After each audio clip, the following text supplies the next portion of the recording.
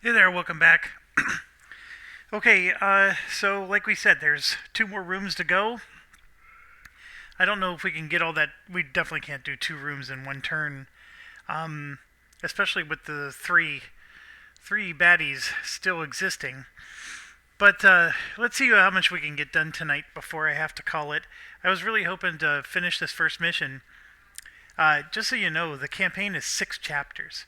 We're on chapter 1. So all these hours of videos, we're literally only going to finish one chapter out of 6. It's a long game. Um, so one of the goals of my channel is I've never been in this to make money. Um, if I were, I would just do unboxings and then sell the game, which is what most of the people do. Or I would just come up with a cute little few turns and do a couple rounds and do it very well and then edit the video and then call it a day. Um, so why am I bringing this up? Well, one is I am looking at how many people are viewing the videos, and at first it was over 100, and now I'm down to like 20 or 30. I mean, it's not like everybody has the time to immediately watch something as you upload it. But I am noticing that the amount of people that are viewing is getting less and less. I guess what I'm trying to say is I'm more than happy to do a campaign because that is one of the goals, is that I'm going to do what the other YouTube people don't do. I'm going to play the games that they won't play. I'm going to do the games that have low market attraction because they ignore those because that's not going to be good revenue for their channel. Now, this game is going to be well covered because this is a high market type of game. So really, what is it that I do that they don't? I'm going to play a whole campaign. So, I mean, that's been the commitment. Not saying I'm trying to back out of it. I'm just trying to make sense of, is it worth it if nobody's interested?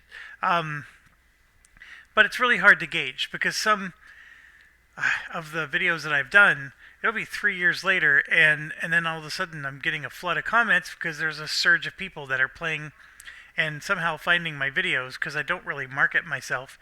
So it is very interesting how YouTube works. But with that said, I'll just shut up and we can just play. Let's try to get as much of this done as we can. Okay, Rowan is very injured, so we need him to heal. There's two ways to do this. One, he's going to search the alchemy desk that he's next to, and that will heal him just on its own, and we'll possibly get some nice supplies. The other one is we need Hightower to get next to him. The problem is Hightower's in the other room, so I'm in a very non-ideal situation. So I think what I want to do is I'm going to activate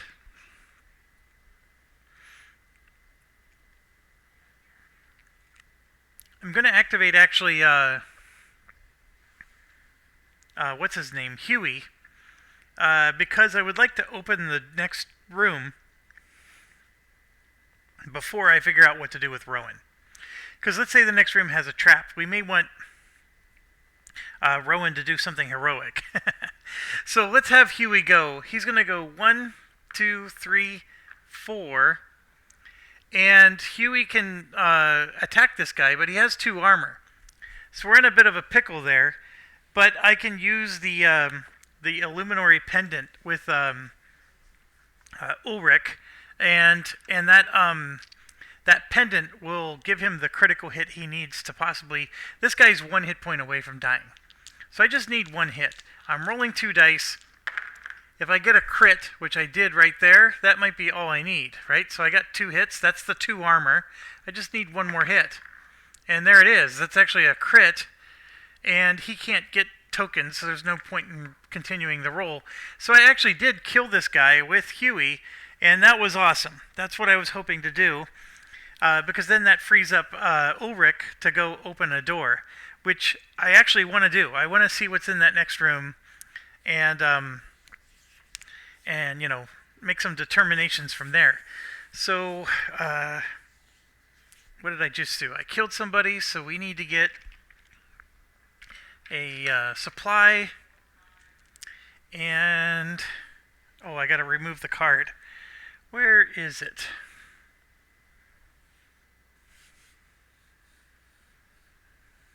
Where is the guy? Oh, I must have already moved it. Boy, I'm having one of those days. Okay, the card's already gone. um. Oh, I know why. He got killed by the altar. So I'm going to go ahead and put the supply back. It was killed by the altar. I just forgot to remove the miniature. Boy, boy, oh boy. Good thing I remember that one. So Huey has nobody to attack. Oh, excuse me. So he could roll 2 altar dice if he wants. I'm just going to go ahead and roll this one, just because we don't use it very often, and sure enough, I get the same one. So that's all Huey can do. He can just move and do nothing. All right. I'm realizing I forgot to draw cards last round for everybody.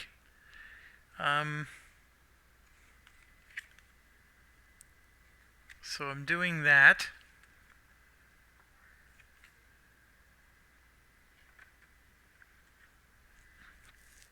That's something I always forget, even when I'm playing with other players. Okay. I do want to try to open the next door. Ulrich is very far away from being able to do it. He does have a card that we just drew from the last turn. Leading the charge. Each hero may discard an inspiration to move 2 spaces and then attack. See, this is more ideal if he can get an attack in. So I'm going to hold on to that. I don't want to... I mean, I would like to... I would definitely like the free move, but it's the attack part that stinks. I also have a lead by example that lets him move 3 spaces and then attack with an orange, which is not as good. And by putting Huey where I did, it's going to hurt his movement too. Dang it. Because if you look here, 1, 2, 3, 1, 2, 3, Huey's in the way. So I think, it said I could move 4. I can move 1 more space from there. Where would Huey have gone instead? That would have been a little bit better for him. I guess we would do this.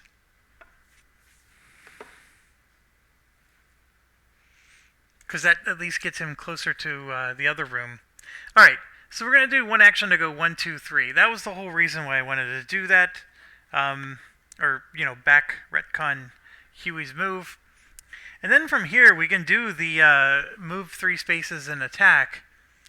The problem is they're going to spawn way down here. So the attack's not going to be helpful. So I'm just going to use a second action to move. And we're going to go 1, 2. Like that.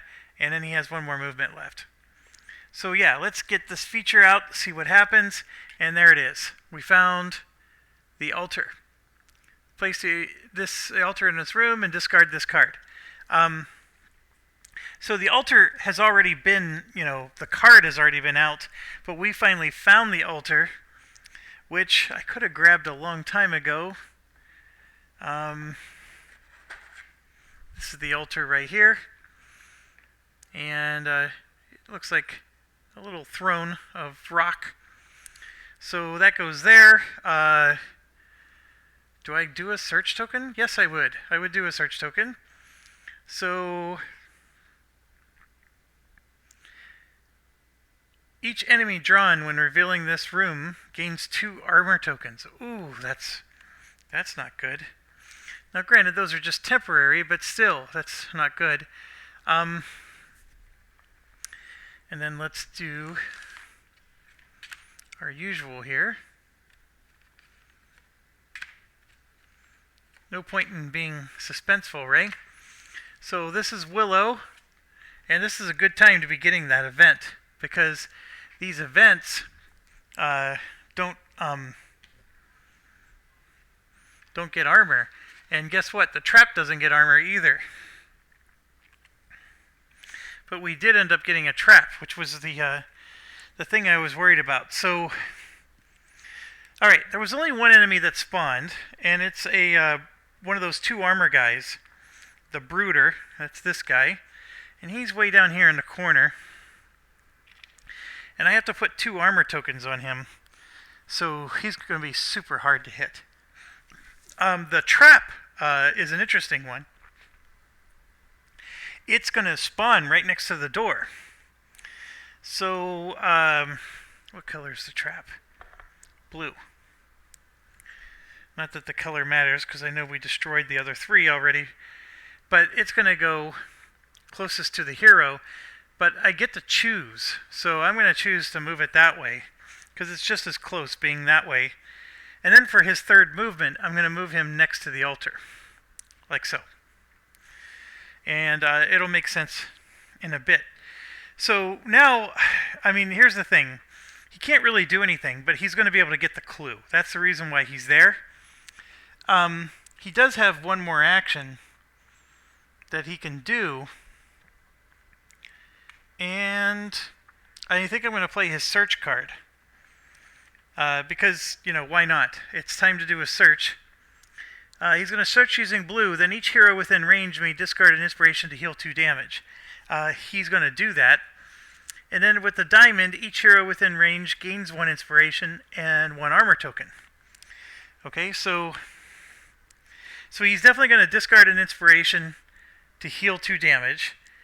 And we have a diamond right here, so we're going to use it, so he's going to get that inspiration right back. And he's also going to get 1 armor token. So I'm doing that game where I discard an inspiration, I get an inspiration.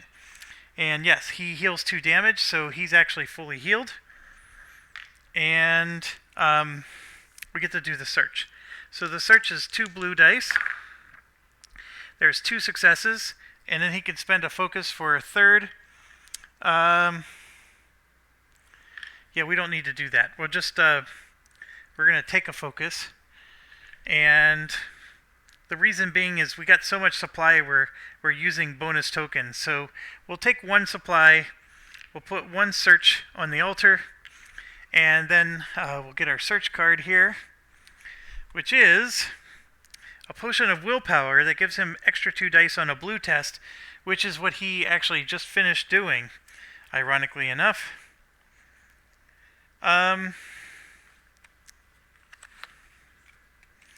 And while he was moving, okay, I know this is the problem when you play solitaire, because if you recall, he was right here. This potion of healing has a range of 2. We're going to use it on Rowan, and we're going to heal him. You can't take these potions with you, so now's a good time as any to use it. And that's going to heal 3 damage on Rowan, which is a very big deal.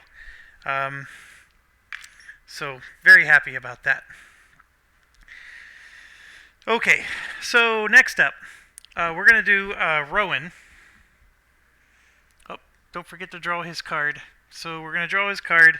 He got a Sacred Ground, which is the card we just played. So he got another copy. Okay, so Rowan's going to search in this room. He's going to search using whatever the search is in there that allows him to use a magic test. The pendant has a range of 5, so 1, 2, 3. He's in range of the pendant. And so that search is a magic search. And it says for each supply gained, you get to heal 1 damage. So we're going to do that as action 1 for Rowan.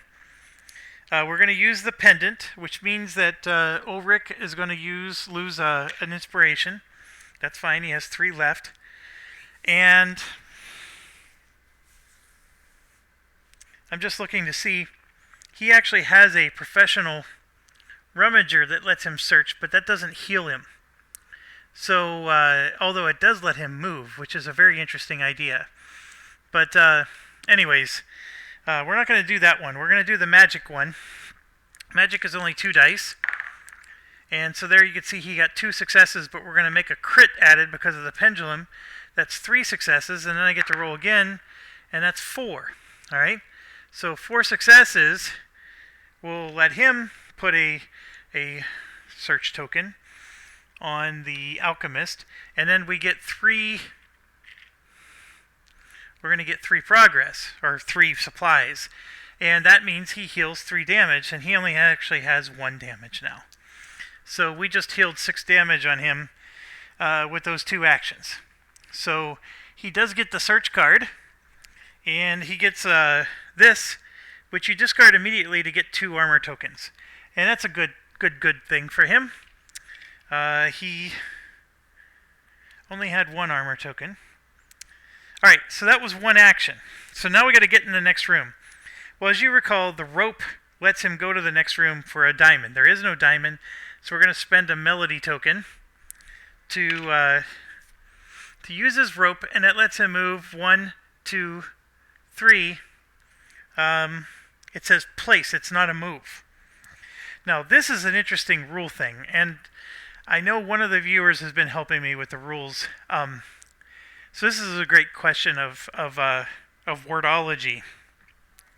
The rule book says for trigger, and let me look up for the exact wording, because a trap triggers when you move. This effect is resolved when a character moves into a space within range. Okay, that's a trigger. Otherwise, what this was is place a figure. Place your figure in any space within range. It was not move. And so, this is where, does that mean that since you're placing the figure, he's immune to the trigger? I would say yes, but here's the deal.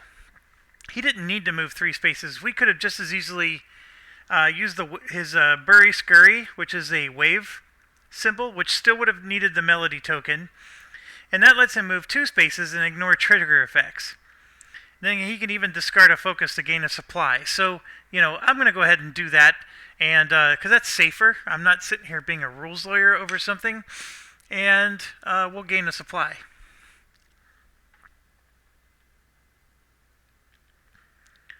And we are rolling in the supply right now.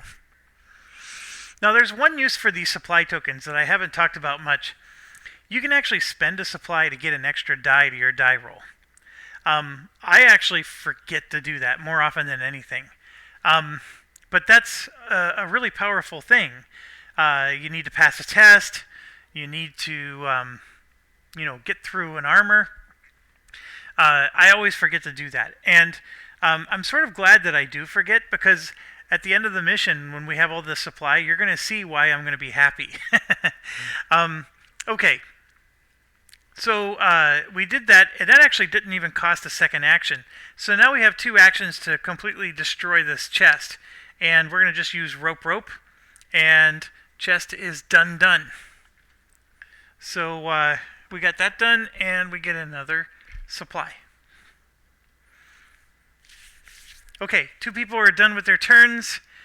I guess it's possible. Like, I could have actually... Oh my gosh, look at this. For each success, choose a figure within range to move a space. Then we can have even done damage. I see, that's just it. I need to read my cards a little bit closer. There's actually a lot of options here. Okay, so next up is we have... Hightower here with 2 almost full health cannibals, and the problem is getting the camera, because I'm on a tripod. It's really hard to look at that particular corner without moving around components. So please forgive me for that, but I think I got a nice angle there. Okay, his mace is only a range 1, so we got to move 1 space if I want to hit with the mace.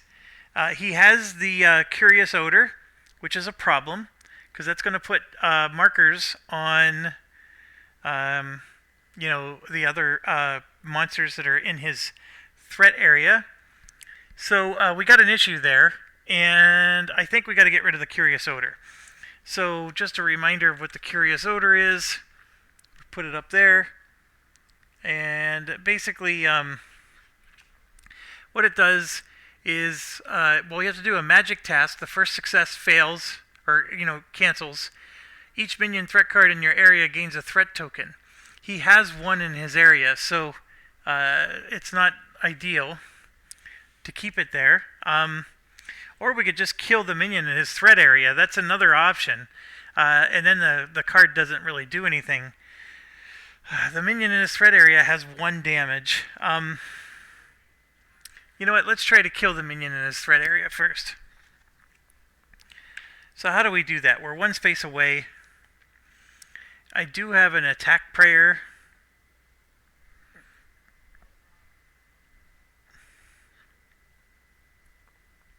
I have a Luna's Blessing.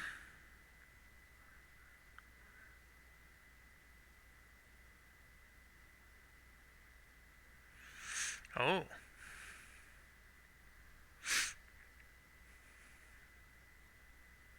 Okay. So we're going to do a couple of things here. We're going to do a Luna's Wrath, which is a range 4 attack, so he doesn't have to get closer. And then we're going to do a Luna's Blessing, which is, it's an action. So we're going to play this card first. We have to spend the action to play that card. And then what it does is it sits as an ongoing effect, but we're going to use it right away. That's the idea. And then we're going to exhaust with the lightning ring, right? So this is we're going to do the bottom effect of this. And that's going to give us a success. And the use effect, the part in the middle here, says that we're going to get an extra die in our test, and we add a crit to the result. It's an amazing card, folks. I've been holding on to it the whole game. And then this over here is an attack using blue dice. And then for a fire, we can deal another damage to 1 enemy within range. So that's what we're doing. And that's really good. So we're going to get to apply all of that. So let me re-roll the dice and just move them out of the way. Move this out of the way, and then we're going to roll our dice in here. Okay, so he gets to roll 3 dice. Okay, he has a crit automatically and a regular success. So we already have 2 successes already. Let's roll the 3 dice. We have this, this, and this. And then I'm going to re-roll the crit. Okay, the crit was 1 hit. This is 2 hits, 3 hits, 4 hits, 5 hits. We're at 5 hits with the possibility of 1, 2, 3 more symbols, okay? Focus symbols. So we're at 5 hits. So let's look at our bad guy here. He has 1 damage right now. There's an armor, so 4 hits made it through. And you can clearly see that with 4 hits, he's at 5 total. He needs 2 more. So we have 3 symbols here. So we're going to spend 1 to get 1 and then spend 1 more. So I'm going to do that. He's down to 1.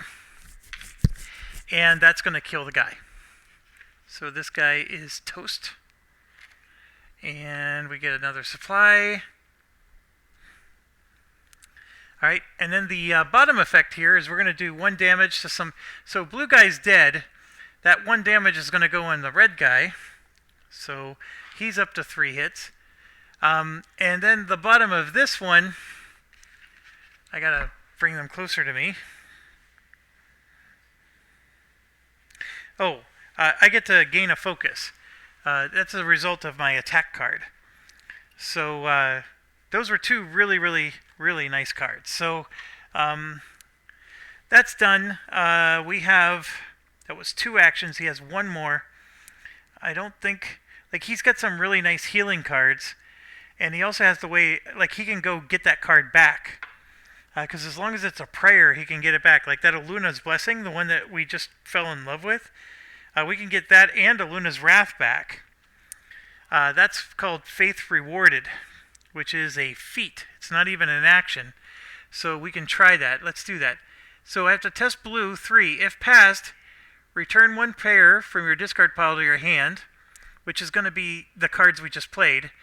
And then we're going to do a lightning bolt to search your deck for lightning ring, or search your deck for a prayer card of your choice and add it to your hand.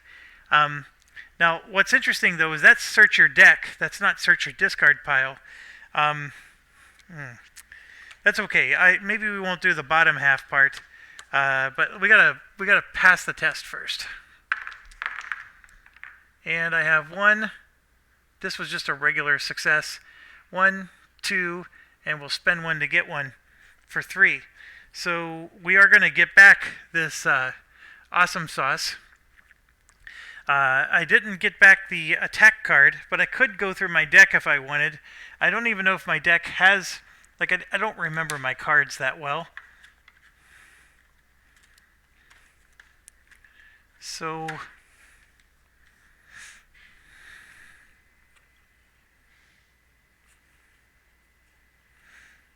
What's interesting is he has another one of those...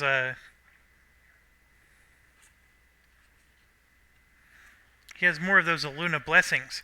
We've actually played all the attack cards. Yeah, we're not gonna do that. So we'll just be happy with what we did, and that was not an action. And so I have 2 of these feats. So we're gonna just do one after the other. We're gonna play the next one, and pull the attack card as well, because I would like that attack card. And there you go, 1, 2, 3. So I'm going to get the attack card we just played, and just as a reminder, it was the Aluna's Wrath. Okay, so he's got the Blessing and the Wrath. He just used those, and he got them back. We've been holding on to those cards, those feat cards, for a while as well. So what I could theoretically do is play it again, and as my third action to do this. However, the Aluna's Blessing is an action, and so is the Wrath. They're both different actions. So I could play the Aluna's Blessing, and then that has to, like, you know, it's an ongoing card that can just sit in front of me. What's interesting about it is I can, that bottom part, the exhaust part, you can use round after round, where you spend a lightning ring to get a success. Like, you don't have to throw away the card. It could just stay in front of you the whole time. And that's something I probably should have done a long time ago. But what I think I'm going to do for my final action is let's try to get rid of the odor. So the odor here is a magic task. So let's do that. And his magic is 2. And there you can see I got a crit and a success. So 3 successes, and I can make it a 4th. The first success gets canceled because it has like an armor. Then I need 3 more. So I do need 4 successes. I do have the Star of Aluna. We don't have a lightning, so he would have to use a melody token. But I could use the Star of Aluna. Well, actually, the Star of Aluna, if I don't use the lightning ring, I could just add a success. It just isn't a crit. And that's what I'll do. I'll just do the Star of Aluna, add a success, and that allows me to get a focus token. So now he's up to 3. And yeah, we got rid of Curious Odor in one action, which was really good. So yeah, he didn't get to move. He's still standing there next to that altar. But, and we still have 1 enemy left alive. And now we're looking at Willow here to kill it. And I highly doubt that's going to happen. Willow, first of all, is way too far away. Secondly, people are running out of melody tokens, and she needs to give them out. But third, she's too far away from everybody to call them within range to be able to give them out. So we have a lot of problems with Willow here. She has a card called Rousing Finale. She attacks with her red dice. Before the attack, you may discard 1 melody token to gain +1 die, and or discard another melody token from your target to gain +1 die. Oh, so you would need it on the target too. That's interesting. Exhaust each minion with a melody token on it. Also very cool.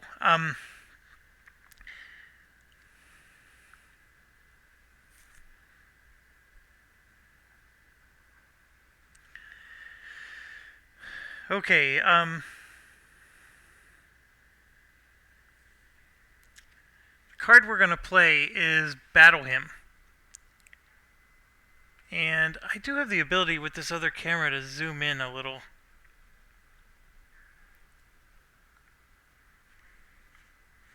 So I can move the dice over, make this a little bit easier to read.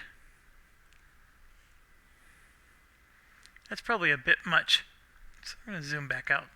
Okay. So I can't read it when I'm looking at the computer. That's the issue. So what this is look at the bottom there. We can use the dark squiggly to move up to 3 spaces or deal damage. Dealing a damage is always nice, but it's the 3 spaces that I'm looking at. And then we get to attack with green, and we'll discard a melody token to be able to add an extra die. Her green skill is only 2, but she'll get to roll 3 dice, which is a decent attack. And I know nobody's complained about it, but each of those ultra dice, there is an actual word for everything. Like I call it, green wavy, lightning ring, water drop. They actually have names for them. Thank you, first of all, for not complaining about it, but I will never use the right names. I always call things dollars when it's supposed to be ducats or lira or whatever. It's just me. My brain does not want to expend the brain cells in remembering silly titles. But getting back to this, we're going to move her 3 spaces. So I would like to move her like this way because it's closer to the door to get her out of where we need to go. If I move her this way, it's definitely closer to the bad guy, but then she has to move just that much further to get out. So let's see what I can do. If I move 1, 2, 3, she's 4 away, and that attack is exactly 4. So that's what we're going to do. We just barely got range. I'm going to roll 3 dice. And I got 3 successes. So there's 1 armor, so 2 hits goes through. And where is this guy? Right here. Oh, 1, 2, 3, 4. He's at 5 out of 7 damage. He's 2 away. By the way, Willow is carrying a Curious Odor, but she doesn't have any minions with her. So the Curious Odor doesn't necessarily, cause any problems. And this is going to get re-rolled, and it became a fire. Alright, so that card's discarded. I just realized I forgot to draw for... So we ended up getting a stakeout for him. Play this card when an enemy moves into space within range. So it's a reaction. I have so many reactions, by the way. I keep forgetting to use them. And then we have a rousing hymn for Hightower there. So it can give focus out to people. Okay, so back to regular programming. That was one of her 3 actions. We have Song of Violent Valor. Each hero with a melody token heals a damage. Each enemy suffers 1 if they had a token. The problem is they don't. So I could, for an action, put a token on the enemy. And then I have 2 of those feats that would basically just apply 2 damage to them. I don't know if that's worth it. I do need 2 more hits to kill them. But I think what I'm going to do is I'm just going to use her slingshot. And first of all, right here is an exhaust that deals 1 damage to an enemy within range. And we happen to have the die, even though she has plenty of tokens. I'm going to get to roll 2 dice, because she actually, her best skill is Charisma, which is purple. But she'll use her green skill, which is just 2 dice. And there's a hit with a focus, and there's a focus. She only has 1 focus. So, she's going to spend 1 to get 1, right? And that's going to give her 2 hits. He has 1 armor, so that will do 1 damage. And then we'll roll this to do the other damage, and that guy's dead. We were able to kill him. Because he had 5 out of 7 hits already. Alright, so the cannibal is gone.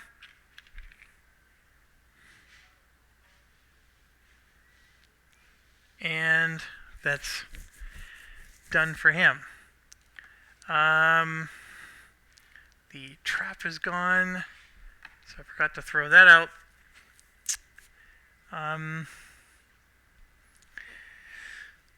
Okay, so that was her second action, and she actually has one more. And so what we're going to do is we're going to run to the altar, because since she has a full clue, she needs to go to the altar to drop it off. So, and the same with him.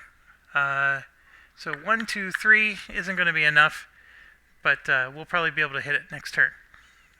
And yes, this guy is dead. Okay, so we go to the end. There is a curious odor on Willow. It doesn't do anything because there's no other minions in their threat area. We don't have any diamonds in the Ultra Dice, so the minions don't get any special bonuses. And this guy is going to trigger, and he moves 5 spaces, and unfortunately he is going to attack Rowan and not Ulrich. So it's going to do, but here's the thing, it's a green attack, so actually that's what we wanted. I'm sorry, that was exactly what we wanted. I'm just going to pretend like that was the design all along. Okay, so we're going to roll 3 dice, and that's 2 crits right there. So I'm just going to re-roll these. That's 3 successes, and there's 4, and there's 5 successes. He blocked all 5 without even needing to use his natural armor or any other armor. So that's done. So then we do the Gert check. Remember, that's 3 blue. So everybody has 2 except for Hightower. That is Willow. She takes 1 damage. She's actually quite damaged right now. This one is Rowan, and there's the 3. This one is Ulrich. He can afford to spend 1, so he's going to take 1 damage. He spent a focus, is what I meant to say. And then this is Hightower. 1, 2, 3, and then he gets a focus. So he passed that one quite easy.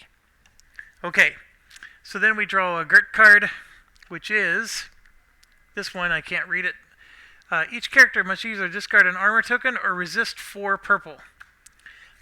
I'm discarding an armor token with all 4 of them. I don't want any more damage. Even Willow, who has 3 purple that she gets to roll, I still don't want her taking more damage. She's at 6 damage out of 10 right now. She's pretty hurting, for certain. Okay, and then we do the features, the quest deck. So Willow does not have 2 focus, so she has to do a magic 3 resist, which is one of the things I was worried about. And here you can see she only blocked 1. She'll spend her focus to block 2, and she takes another damage. She's 7 out of 10, towards dead. Then we move to Rowan. He'll discard 2 focus, and then the 2 focus will be discarded from Hightower, who also has 2 clues. And I would swear he was next to the altar, and he was. So nobody's next to anything. I mean, obviously Huey's next to 1, but nobody cares about Huey. Hightower is next to the altar that lets you reroll a die. I guess since there's 3 fire, we'll reroll one of those, and we got to fire again anyways. We're next to the actual altar itself, which if there was the squiggly air symbol, that would have caused some damage actually to us, because some of us are out of focus tokens, but that doesn't happen here. And so we're going to discard this to draw a clue card, which was, the plan all along. And this time it's going to be Ulrich, and he gets half a scroll, which is what we were expecting. So he just needs the other half in some other room, and then he has to come back to this altar to hand it in. And just so you know, if there, never mind. It is written on the clue itself. So let's look at the one we just got. While adjacent to the altar, you may discard this along with the other half to place a quest token on the quest rules card. So that's it. You have to be next to the altar. And the only person next to the altar is the one person who did not have a clue, a complete set. So not necessarily good planning on my part. So we're going to have to waste a whole round of them basically going to that altar. And that's fine. It's just that Gert's going to spawn soon. And Gert's a bit of a pain. So we are going to have to worry about that a bit. Okay. So we're to a new round. There we go, 40 minutes. That's near my record so far. I'm going to start with Hightower. So we're going to spend 2 actions to move. So 1, 2, 3, 1, 2, 3, and he's 1 space away from being able to drop these off. So we're going to have to figure out how to give him bonus movement. And what he's going to do is he can give focus to everybody, but instead he's going to use Divine Protection. Each character within range gains 1 armor and heals 1 damage, and then we're going to use the diamond to do it again. Okay, you might be thinking, well, there's no diamond, but of course we have melody tokens, so we're going to spend 1. Alright, so the range is 4, and as you can clearly see, everybody's except for Huey's in range, and Huey doesn't have any damage. So we're going to heal 2 damage for Willow, 1 for Rowan, 1 for Ulrich, and 1 for himself. You know what? We should probably use his other card. So I'm going to take that card back, because nobody else really needed the damage. Of course, the armor tokens are always nice, but we're okay in that department. He's going to do Healing Hands. So he's going to choose Willow to heal 3 damage. And then we're going to do the Lightning Ring, which is the melody token. And then each character may heal 1 damage and gain a focus, which that was awesome. That's actually a much better choice in this situation. And give me a second.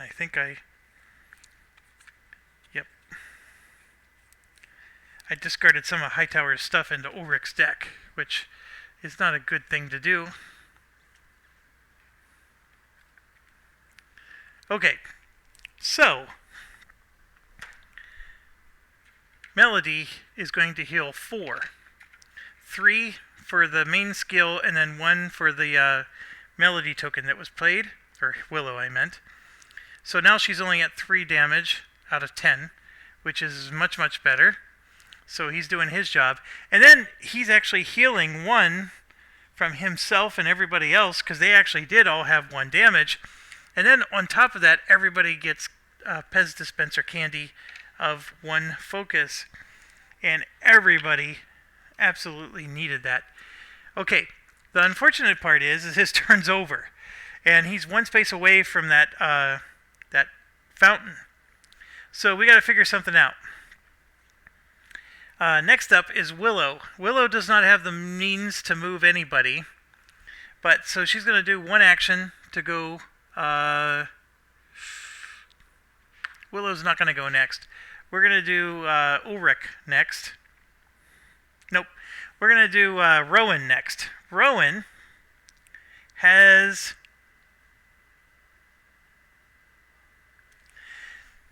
You know what? When that enemy charged him, he had this ability, because we keep forgetting to use it. When an enemy moves into a space within range, you may immediately attack that enemy. And then, if he has a melody token, which he did not, he could have did a damage and drew a card. But we're going to use this. This was back when the enemy triggered. So,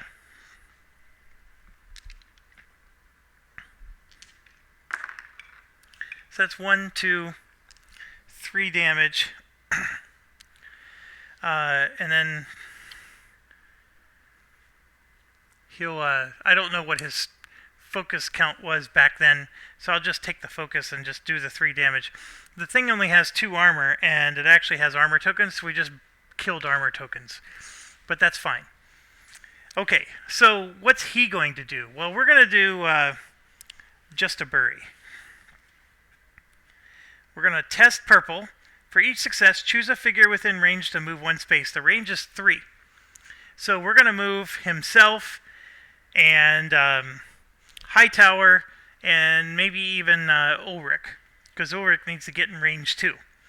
And then for a Dark Swirly, we can deal damage, which that part stinks because we don't have the Dark Swirly. And you know what we're going to do is we're going to activate Huey first and maybe try to get a Dark Swirly. So let's do that. So Huey's going to go 1. Oh, we can open a room with Huey. Do I want to do that though? He might die.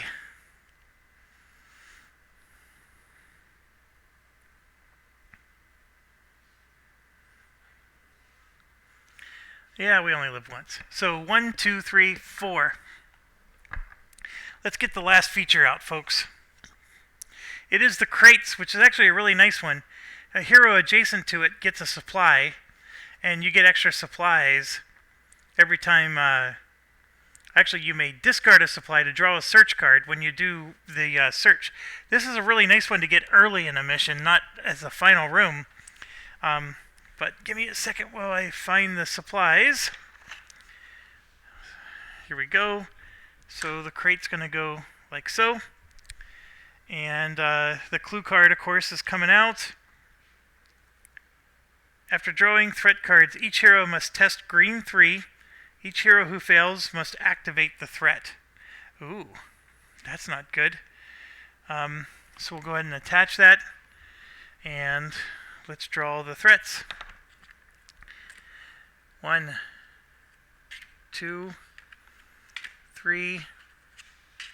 Oh, I gotta shuffle the deck again.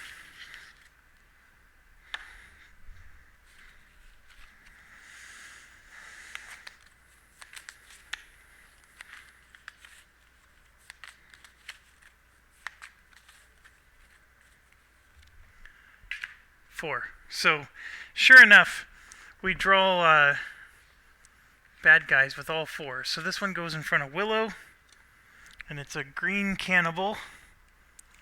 Alright, so this is the last of the monsters that are spawning, because this is the last of the rooms we're going to be opening.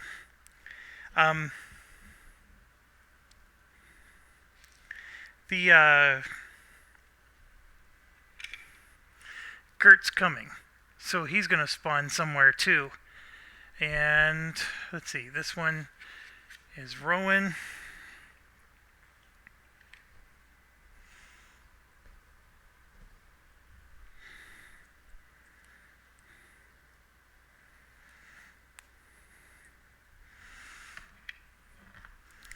And then we have Ulrich.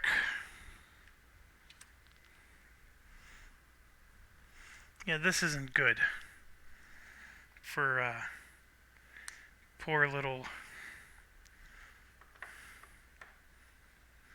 Let's see, he went 1, 2, 3. Yep, he used all his movement, and then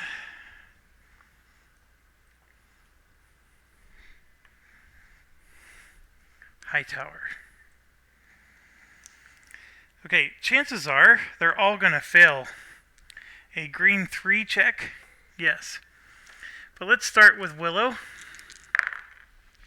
She passes with 2 and she'll discard a focus. Okay, so she got her 3. So her character doesn't move. Then we go to Rowan, who should pass.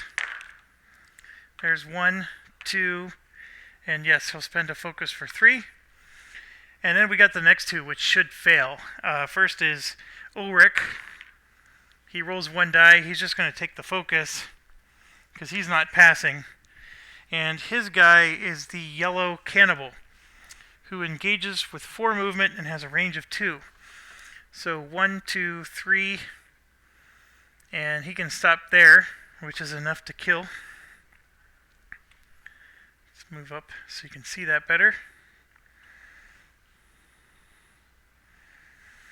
Okay, so he attacks with a red 5, and Huey only has 1 red defense, so we're in awful shape here. Huey blocks 1. Huey has no armor, and we go 2, 3, 4. So Huey takes 1 damage, and we still got 1 more guy to go. We're in trouble. Oh, we might be okay. And then one more. Well, that's Hightower. He got a crit. Oh my gosh, he's going to pass if he spends a token, and he can. So we actually passed. So I have a Shielded by Faith card that would have protected Huey, but I needed Hightower to be within 4. So Huey's in trouble. All 4 of those guys are way too much for him. So I don't know what we're going to do. Rowan may have to move in there and start, stunning them. Or we need to get...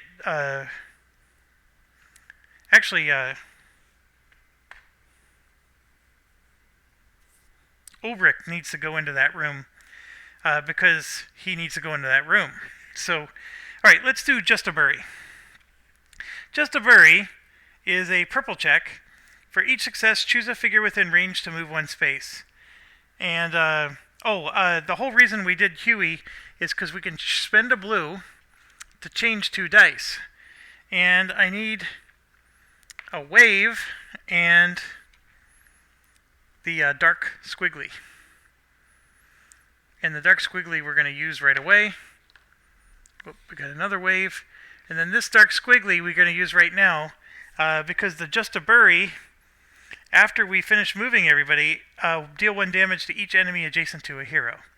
Okay. Alright. So... And I don't think it means per hero. So if you were surrounding one enemy with all 4 of your heroes, I don't think you get to deal 4 damage. Okay, so he has this thing that exhaust a fire before rolling for a test to gain +1 for that test. I'm actually going to do that. So we're going to re-roll both of these. And so he's going to roll 3 purple dice. And he has 2 successes, and then he can possibly get a token. Well, with the successes, he's going to move himself down and move Hightower over. Okay? I don't think we need to do anything else. It would have been nice to move him as well. But remember, this is a feat. This isn't even costing an action for him. And then we're going to do 1 damage to this guy who actually has shield tokens still on him. So neener, right? That was Just a Bury. And here's the cool thing. He's got another Just a Bury. So we're going to do the same feat again. We're going to test for purple. Unfortunately, I don't get the extra die this time. But I did get a token. So let's roll 2 dice. And there we got 1. So I'm going to go ahead and just move Ulrich 1 space. And then I will spend the token to move Ulrich another space. It's Ulrich who I need to move. So that's helpful for him. And then, we get to... if there was a dark squiggly, we'd get to do another damage. But this time, unfortunately, there isn't. Okay, so what are we going to do about actions? He still has 3 actions. He could do the Professional Rummager, where he searches the room, then may discard up to 3 supply to move somebody 1 space for each supply. That will not obviously kill the monster next to him, but it is a pretty cool card that would allow him to move Ulrich, and Ulrich would spend 1 less action. So we're going to go ahead and do that. So let me show you the card I'm talking about. It's Professional Rummager. Okay, so he gets to do an attack with it. It's a search. So we'll do a search. The altar already has 1 successful search. And here you can see he has 3 successes. 1 gets canceled. We put the token on for 2, and we gain a supply. But I'm going to keep the supply in, and I'm actually going to hand in 2 more supply, right? We're going to turn 2 more in, and then that's going to give us 3 movement points to give to a character in range, and that character is going to be Ulrich. So before I forget, let's draw the card. We got Quick Route, which gives us movement. So probably on the wrong character at the moment, but later on it'll be really good for him. So Ulrich will go 1, 2, and unfortunately he can't go the third, so I'm going to take a supply back because I don't need 3. You know what? I'll use the supply. We'll just move Hightower 1 step closer, like that. Okay. So, was that an action? Yes, that was his first action. Alright, so that card's discarded. So now we have...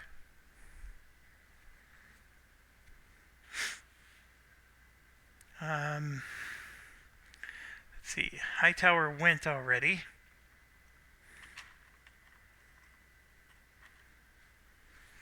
He hasn't used the Star of Aluna yet, so we may want to do that. So let's see if we can do...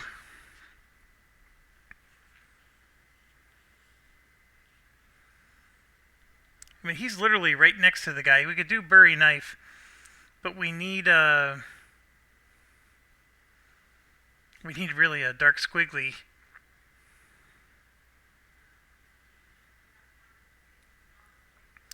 Alright, we're going to do Stray Knives. This uses his green attack. I know he's right next to the guy, but it's really his best bet. It's going to do an attack, and then we can use the wave to deal damage to him. Alright, and then we can even also roll an altar die. So let's do that. So let's roll 3 dice.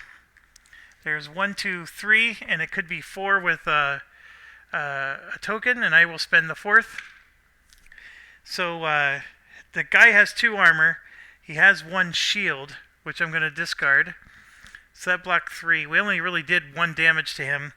And then we're going to do 1 more because we're going to roll this die right here. And there's the dark squiggly we were always looking for. So,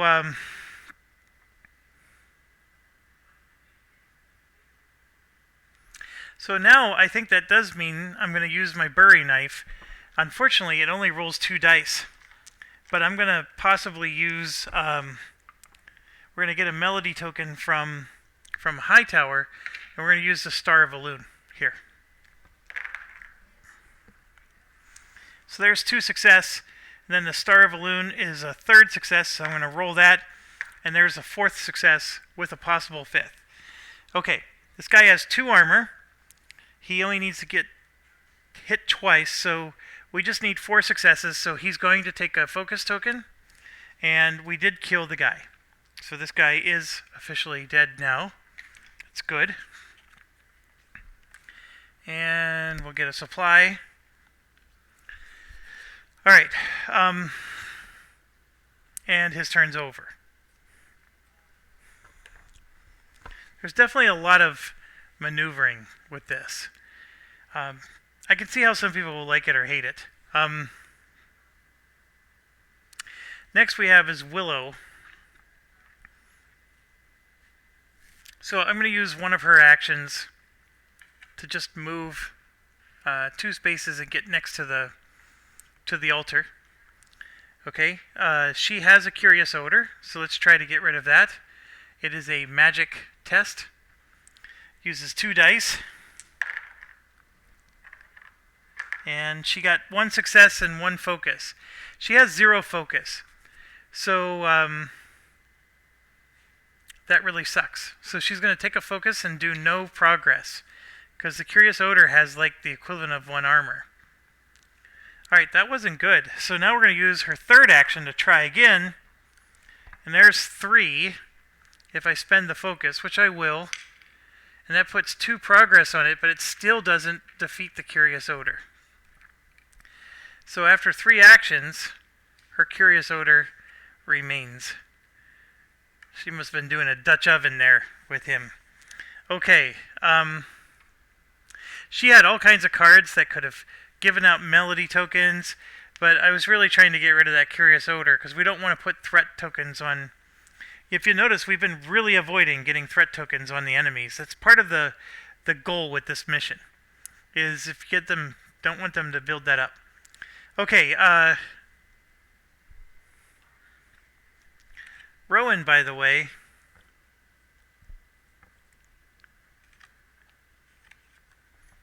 got a card. It's called Makeshift Traps. That's a pretty good one, actually. And then Willow Banks, she has 3 copies of this card now. So that's like all of her attack cards, which is interesting that she's drawing them so late in the game. Alright, all we have left is Ulrich, and Ulrich will use one of his actions to get into that room. And 1, 2, and get next to the altar. Or not the altar, but you know what I'm talking about. And then he has 2 actions left to punch things. So,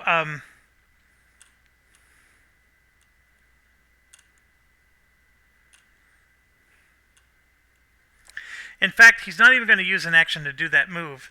He's going to do an action to do leading the charge. He's going to discard an inspiration to move 2 spaces and then attack, which is exactly what he just did, move 2 spaces.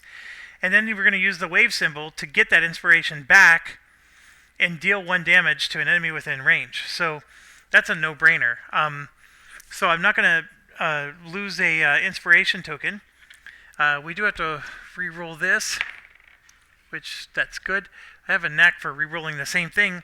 And then we're going to roll 3 dice. 1, 2, and I'll go ahead and spend a token. So that's 3 successes against the yellow cannibal, which is his own guy, and that's going to be 2 hits. Alright, so he has 2 more actions. He's just going to attack. So he's going to use the Sword of Ulrich to do an attack, and it's red, of course, and he can use a fire to deal an extra damage to an enemy within range. Oh, by the way, I forgot to do an extra damage to this cannibal. So the cannibal actually has 3 out of 7. So there is a fire over there, which we will probably use, but let's go ahead and get another attack in. This is action 2. Those are both crits, so it's 1, 2, 3, 4, 5. So that's 5 successes with a possible 6. 4 hits was all that was needed. There is 1 armor, so 5 hits was necessary. But basically we killed him, and we were able to get a focus token to boot. And Ulrich got rid of the yellow cannibal pretty easily, and he actually has 1 more action left. I don't really want to move closer to those guys because he actually has to run back to the altar once he gets his clue. So, we got that issue. So what else can I do? I still have the Illuminary Pendant as well. And so really the answer is we search. It would have been nice if he would have had the quick route. Searching... I do have a Sacred Ground that is a search card that he can play. But we're just going to search the crates themselves, because you may discard a supply to draw a search card. It's alright. But it's only 2 dice. There's a crit. So he got 2 successes. Could be a 3rd. He's going to take the focus. So he'll do 2 successes. He'll put 1 quest token on the crates. He gets 1 supply. And it says you may discard 1 supply to draw a search card. I don't know if I necessarily need to do that. He got the Potion of Charisma. He's got like all kinds of potions. He's got yellow, blue, green, orange. We should have remembered to use the green earlier. So that was not as efficient as it could have been. But that brings us to the end of his turn. So we draw a card for him. And he got himself another one of those ongoing cards. So I'm not too scared of 3 people attacking him, although 2 of them are going to use green attacks on him. So that's that's probably not very good. But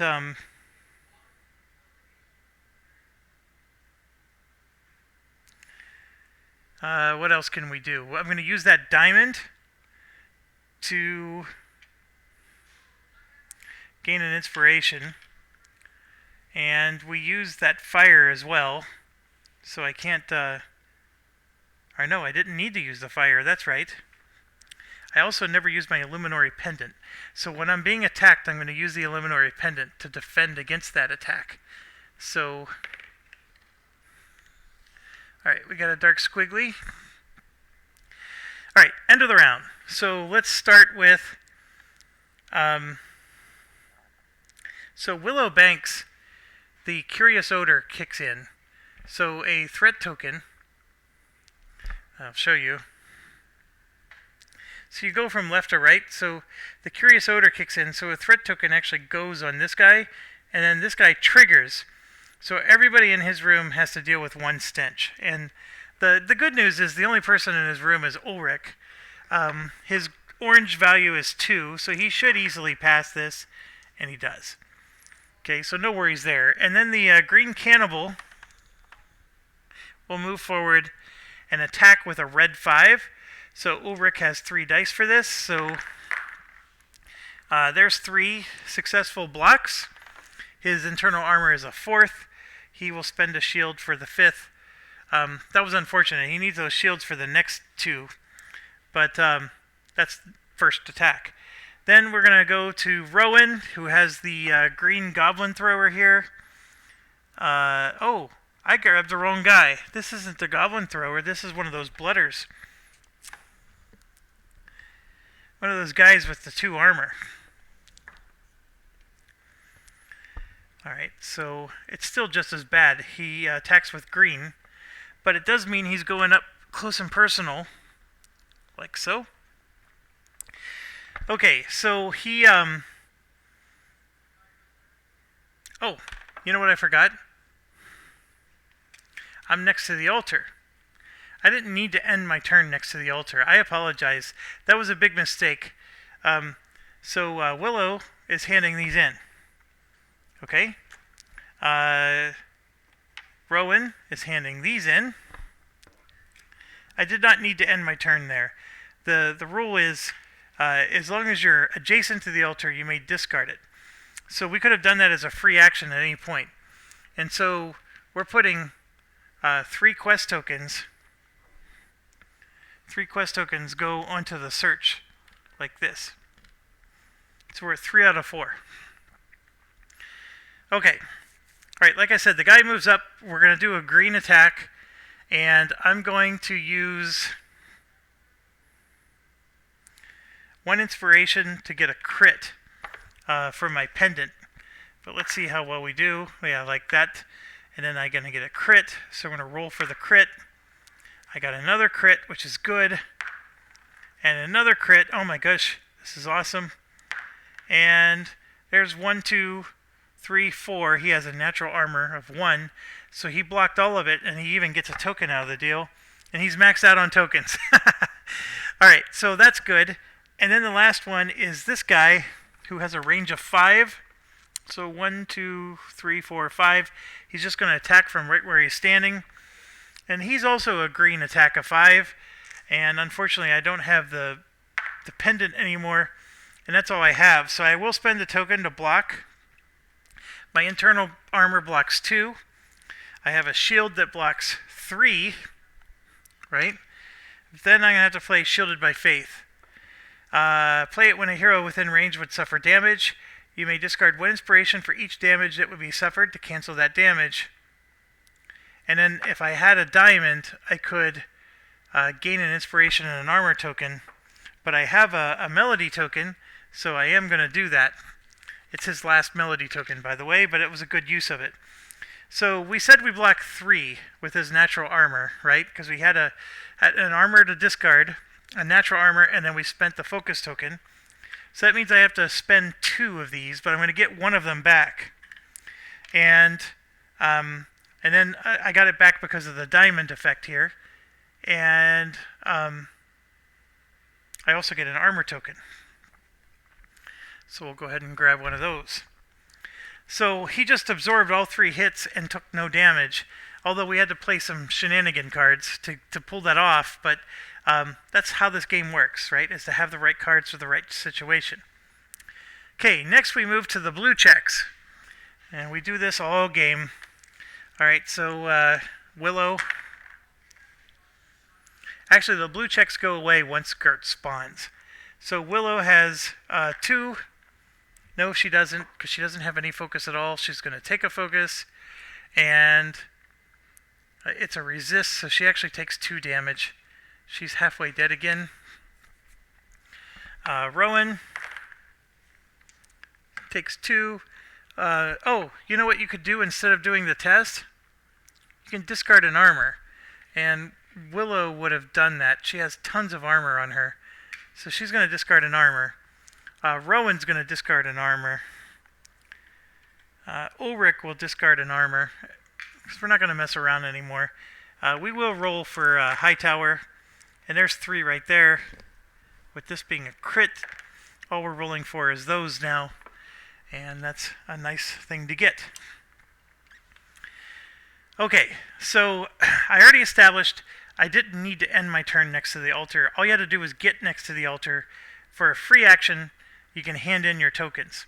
So I made a mistake by, trying so hard to end my turn next to the altar like that, but that's okay. It's working out totally fine. We now have to draw the very last Gert card, and I will let you take a look at it, and then I will... Each character must resist 3 orange, and then add 2 difficulty if there's more characters in the room than them. And that is going to impact 2 people. So let's start with Willow. There's 2 of the 3, so she takes 1 damage. Then we go to Rowan, who only has a skill of 1. So he takes 2 damage. And then we have Huey. He has 2 dice. It's a 3 check, but it says you need to add 2 more because there's more enemies in a room than characters. So Huey and Ulrich are outnumbered in the room they're in, so he has to resist 5. He blocks 2, so Huey just took 3 damage. Oof, he's up to 4 out of 7. He's almost dead. And then Ulrich has the same problem, and there's a crit, another crit, another crit. So 1, 2, 3, 4, and that would be 5. So Ulrich was actually able to block all of it, even with it being so strong. And then Hightower only gets 2. 1, 2, and then he'll spend 1 to get 1 for 3. Okay, then we move over to the quest phase. And some things are going to be different now because we actually have tokens on here. If there's tokens on this card and each hero is on the stairs tile, they win. Okay?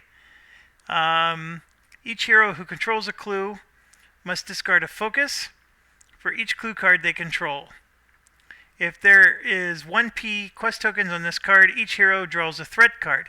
So enemies will come the moment that we get 4 tokens on there. But we don't have 4 tokens on there yet, so that's not the case. Ulrich does have a clue, so he has to discard a focus, so he will. And then we trigger all these things, right? The altar triggers, and there is a wave. So any hero who has no focus will take a damage. Everybody has a focus. So then every enemy takes 1 damage. So I'm going to put 1 damage on every enemy.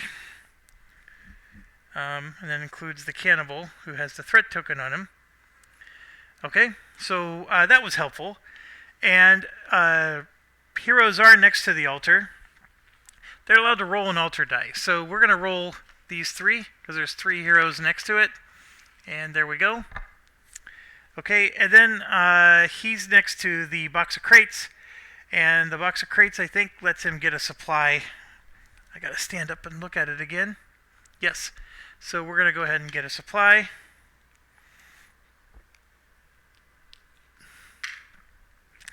And we get the clue token. So we're going to hope it's just the final card, because if it's something else, then I'm going to have to roll some kind of resistance check.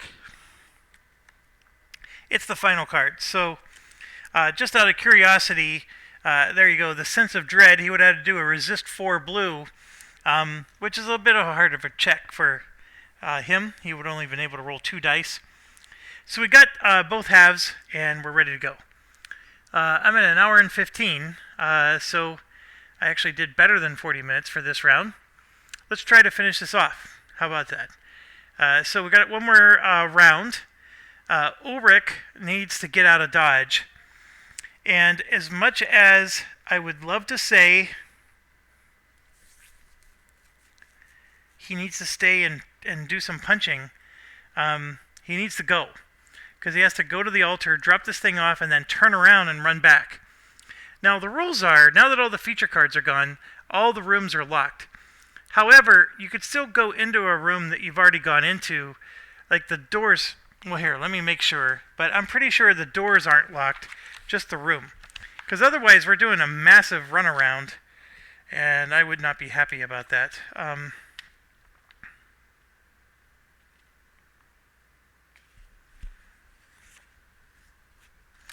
And of course, there's a section in the rulebook called Running Out of Cards in a Deck, and it doesn't freaking explain to you because it's somewhere else.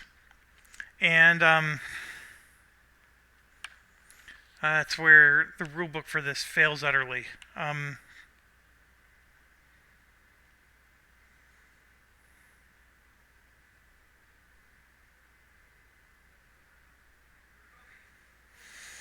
If there are no cards remaining in either the quest deck or feature deck, rooms can no longer be revealed during the quest.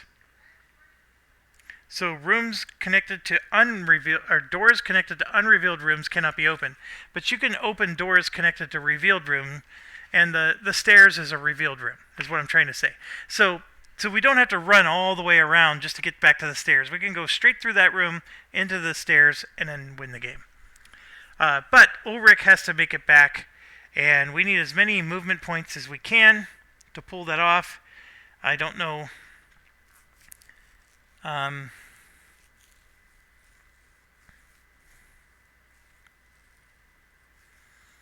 don't know how well I'll do, but we'll figure it out. Okay, so it'd be nice to get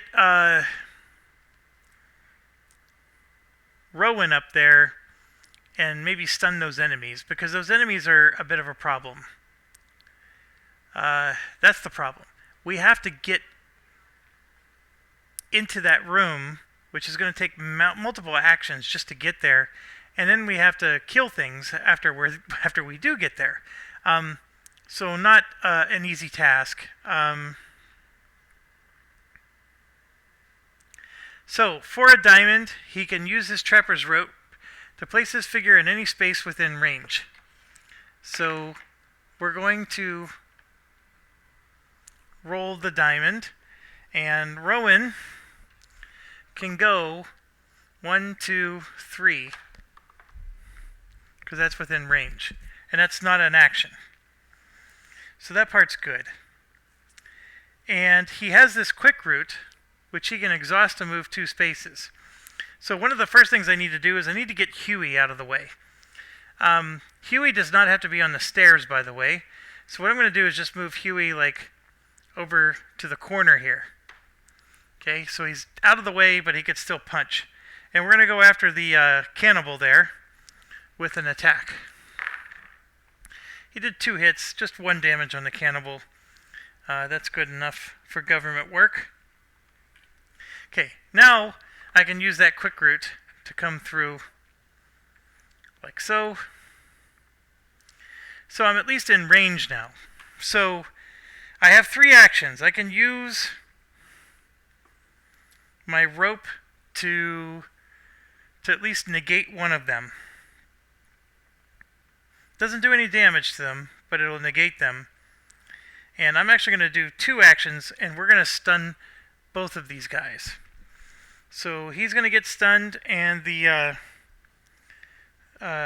blooder is going to get stunned. So only this guy over here is active. And I have 1 more action left, and I might as well start escaping the room.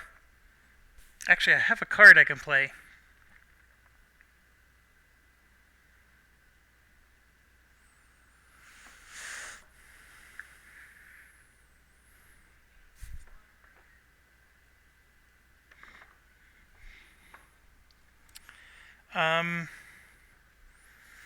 Makeshift traps. We're going to do a magic search. Then you may discard up to 3 supply. For each supply discarded, deal 1 damage to an enemy within range. And then a diamond would get him a supply, but we don't have a diamond. So, and he's out of melody tokens. So the magic search is just a 2. That's a crit. So he has 1, 2 successes, which is good enough to find something. And then he'll spend 1 to get 1, so we get a supply. But that supply will stay there, and then I'll spend 2 more supply. So we're going to do 3 damage to this guy that has 2 armor. I can't hit the guy in the back because it's a range 4. Oh no, I can hit the guy in the back, so let's do that instead. I'm going to hit the burner for 3 damage. So he's almost dead. Because this other guy is, like I said, he's stunned, so we don't have to worry about that. So with that said, the card... Oh, yeah, we get a search card. So we got a potion of healing, and that's good. I can actually use that on Huey if I need to. And actually, that might be a good idea. But we'll see. You know what? I'll use it now on Huey. So Huey heals 3 damage. Alright.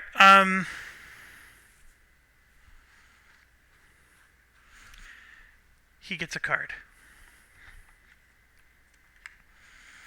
I can cook this. Feat. If passed, gain 1 supply, and each hero within range may discard a supply to heal 2 damage. All is 1 action.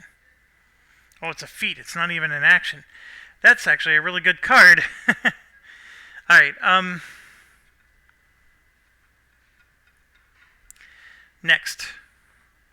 Willow needs to get rid of Curious Odor. So we're going to test magic. We got 2 successes.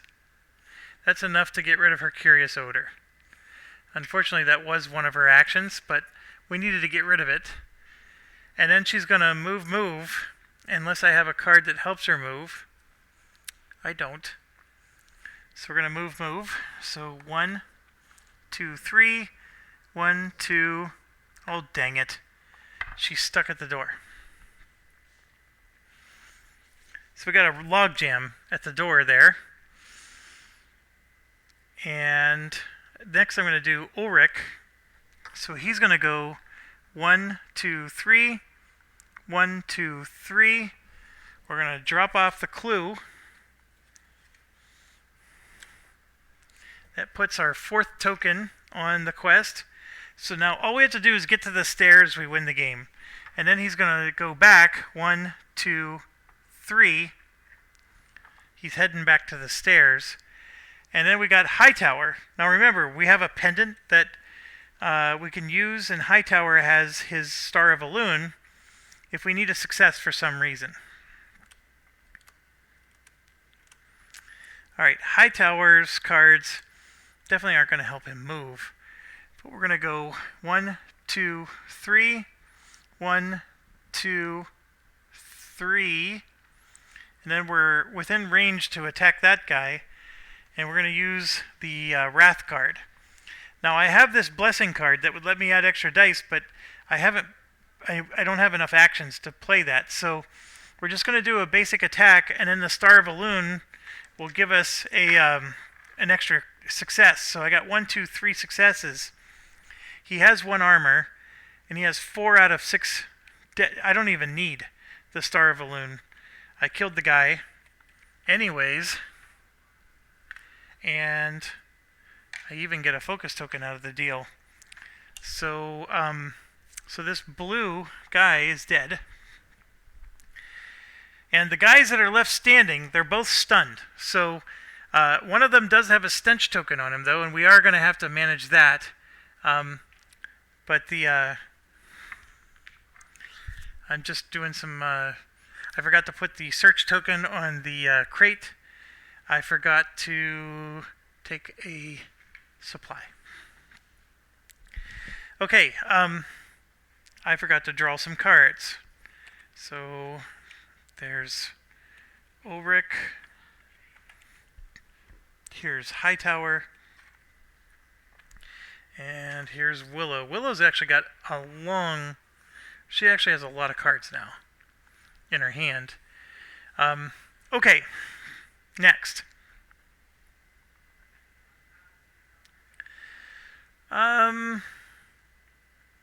We do the threat phase.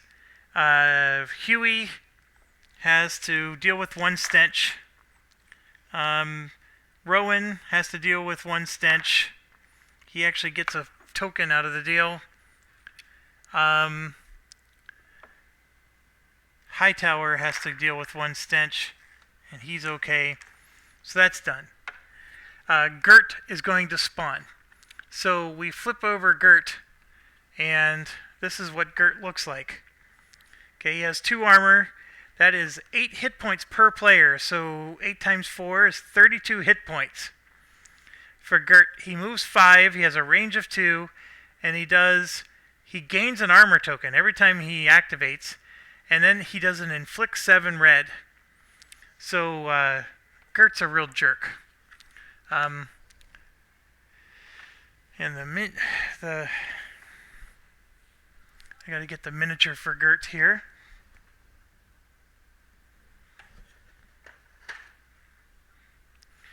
And Gert's going to spawn in the room that has the most characters. So Gert spawns back there.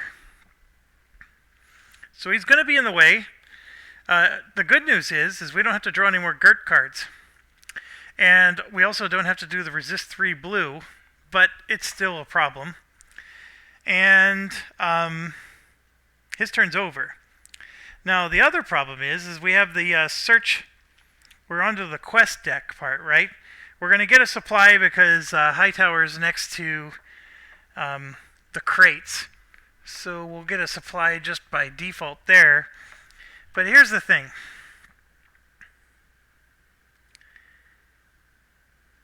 Each hero, if there is 1 P tokens, which is 4, on this card, each hero must draw a threat. And that is exactly the case here. So we have to draw 4 threat cards. This is the part where it's getting a little hairy. But remember, all we have to do is get on the stairs, we win. So 1, 2, 3, 4. Okay, so trap for Willow. Trap for Rowan.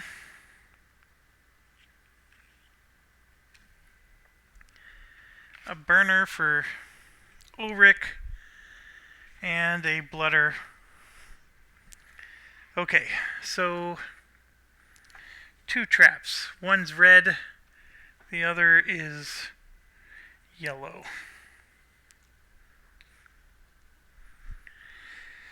Okay, Willow has the yellow trap, and the yellow trap is going to go right here, because it's in the same room as Willow.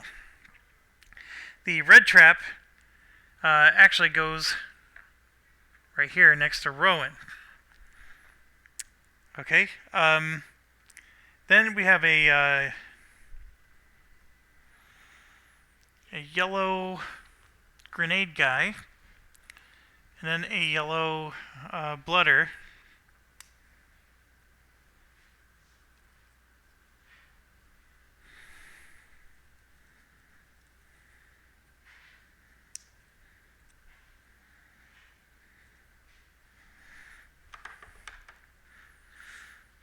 Like so. So it's definitely getting a little hairy. But remember, all we have to do is just get out of dodge. So for example, I'm going to start with Willow. If she does a move, that's 9 movement points, right? She would go 1, 2, 3, 4, 5, 6, 7, 8, 9, and actually make it onto the stairs. Okay? The problem is Ulrich won't. But there's a little trick I can do to pull it off. And then the thing is this trap is going to trigger every time somebody runs by it. And it's going to put stench tokens on everything. But I don't think it matters. As soon as we get on the stairs, we win. We don't even have to play their turn. Okay? So all I have to do is prove that we can get to the stairs. So let's do this. So if everybody has 3 actions, this one, it's 1, 2, 3, 4, 5, 6, 7, 8, 9. You know, we can get all the way back into the corner. He has the quick route. So 1, 2, 3, 4, 5, 6, 7, 8, 9. He has the quick route. He could have gone, kept running down the hall. We already proved that Willow can get there. So he's the only tricky number. So if I spend 1 action to put this on himself, he'll then discard it along with an inspiration to move 2 spaces and perform an action. And that is the 2 spaces, folks, that we needed. So he will move 2 spaces, perform an action, which is a move. Now he has 2 actions left. 1, 2, 3. 1, 2. Boom. We win the game. So we just won the mission. That was a long mission. And none of them are going to be any shorter. Every single mission has 8 feature cards like this. I can tell you that the next one is going to have the altar buried in the bottom 3 again and stuff like that. But I think the hardest part is keeping track of 4 characters. The cards are, you have to remember, like, oh, so-and-so has this card. You fumble a lot with trying to figure out what's the most ideal turn order. There's a lot of factors there. But let's jump into the campaign again, because it's been forever since you've seen the actual campaign. And what on earth happens? So the rulebook has, when you end the campaign, it says, oh here, rather than me just reciting it to you, I'll let you read it. Because I just wanted to show you. It's a little bit silly. It's almost like they designed something in the rulebook and then decided, you know what, we're never going to do this. So there's this campaign upkeep. And there's only 1 campaign included in the base game, and it does not follow these rules. So what rules I'm going to show you, you don't do. So it says you're going to clean up the quest. We actually do that part. But see where it says shop? Each hero gets to reveal a card from the equipment deck. And then regardless of winning or losing, you can reveal more cards by discarding 3 supply for each additional card. Finally, you get to choose 1 and add it to the journal. After each hero chooses 1, the rest are shuffled. So you're going to get 1 equipment, right? But then, if you won the quest, you may add a hero upgrade card to your journal for free. Then, regardless of winning or losing, you can spend 5 supply to add 1 more card to the journal. So, and I think that's a one-time thing. It doesn't matter. None of these rules apply. And then the enemies would get upgraded. So why am I explaining all this to you? I just want you to know it's in the rule book. You're going to get befuddled because you're going to think that that's what you're supposed to do, and it's not. Because buried way down at the bottom is a note, and I'm going to have a hard time showing you without turning this sideways. This little note way down here at the bottom, I'm going to read it to you. It's just because of how my camera is set up. I can't slide the thing any deeper. If playing a story, players follow the campaign upkeep procedure listed in the story guide following the section of the story. I see what it is. It is you can actually just make up your own homemade campaign. And what it says is the campaign's played over 6 quests. Okay. So you can make up your own homegrown campaign. Okay. That now makes sense. I was really being critical about the fact that they put these rules in and you're never going to use them. We're playing a story. So we do what the story says. So ignore all of that is basically the bottom line. And let me pull up the story now for you. So we just won chapter 1. So here's the story. Okay. At the top, each hero heals all damage, discards all their focus, and that's pretty standard. So everybody heals all damage, discard all focus. What's not written there is you're going to discard all your armor tokens. At least I would think you would. I think everything should reset. You're going to discard all your melody tokens. You shouldn't have any inspiration tokens or even focus tokens, as far as I'm concerned. I know it doesn't say that, but I really think that that's a big omission. And I didn't really read the FAQ, but I'm willing to bet that somebody clarified that somewhere, because there's going to be some anal board game geeker who's not going to have any common sense and argue that, well, it doesn't say it, so you get to keep it. I don't think that's the case here. I really, really believe you you start over. These campaigns, I mean, how many times was I really in dire jeopardy of losing this? The campaign difficulty, once you know how to play, wasn't bad. And there's no reason to be keeping armor tokens and stuff like that. It was easy enough as it was. I had a few hairy moments, but it wasn't like the first campaign where I lost outright.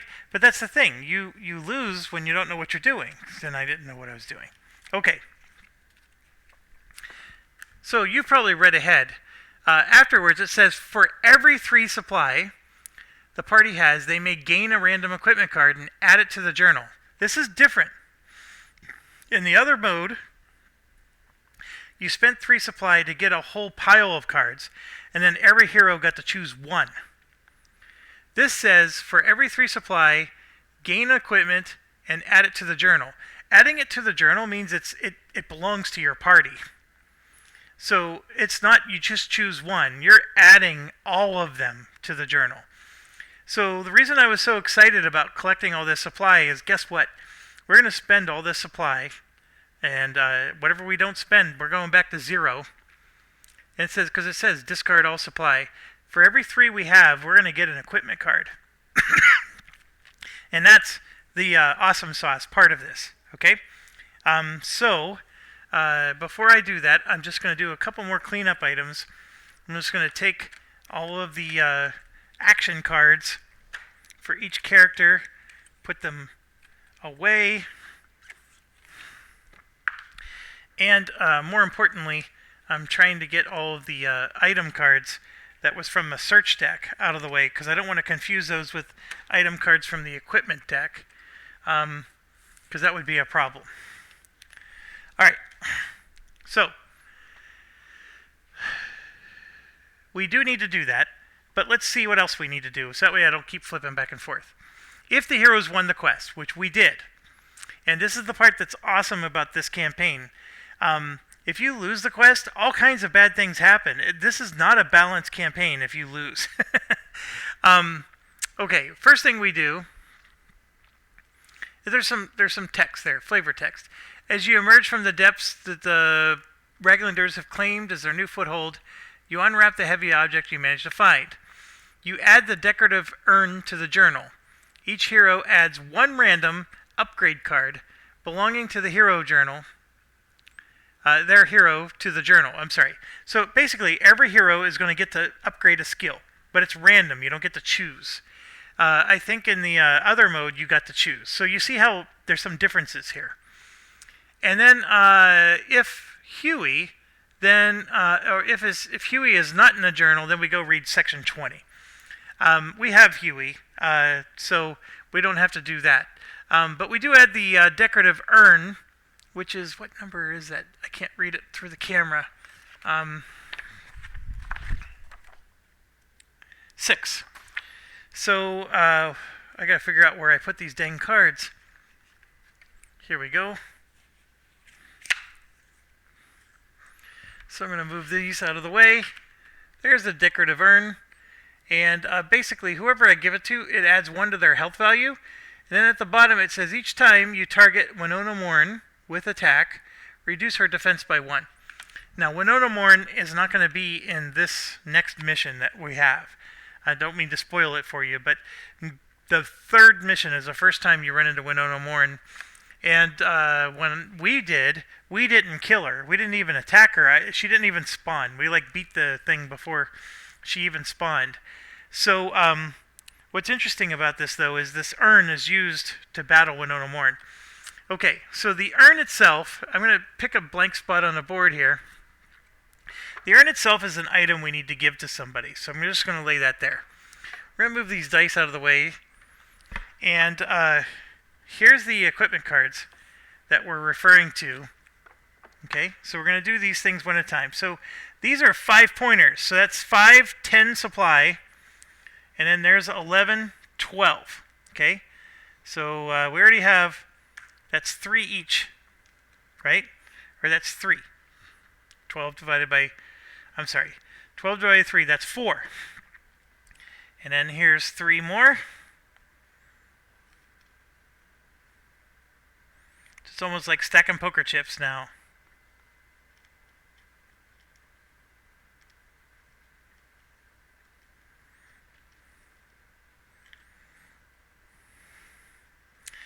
It might be easier to just go look up how many tokens are supposed to be in the game. I think they have that at the beginning of the rulebook.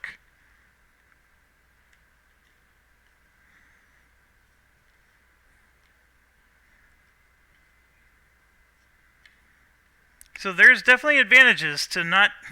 So here you can see I have 2 left over. Okay? These 2 are wasted. I'm going to pop those back in the cup. Alright, this is 4. Because this is 12. So that's 4, 5, 6, 7, 8, 9, and 10.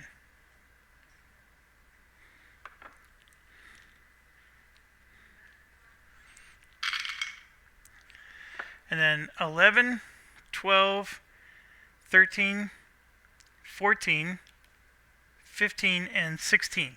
So we're going to get 16 freaking cards. I know that sounds crazy, but that's what's going to happen. And you would say, well, is that the whole deck? It's actually not. But we get 16 cards, folks. Alright, I'm just shuffling a little bit more. And here we go. 1, 2, 3, 4, 5, 6, 7, 8. I'm going to cut the deck in half. 1, 2, 3, 4, 5, 6, 7, 8. And we have probably 16 more left. All of these cards we now get to give to our heroes. And this is where controlling 4 characters becomes a nightmare. Because it's like having even more cards now you have to keep track of. And so let's take some time and review a few. And I'm going to maybe use the other camera here and we'll zoom it in a bit. So everything's nice and big. So here's the first one. Ancient Relic. So your blue skills for inflict, which it's not your inflict, it's when the enemies are inflicting you. So if you're being attacked by an enemy that uses a blue attack, inflict. Or the blue resist. Remember the GERT test that we kept doing? You get +1. Now you don't get +1 if you're using a blue search or a blue test.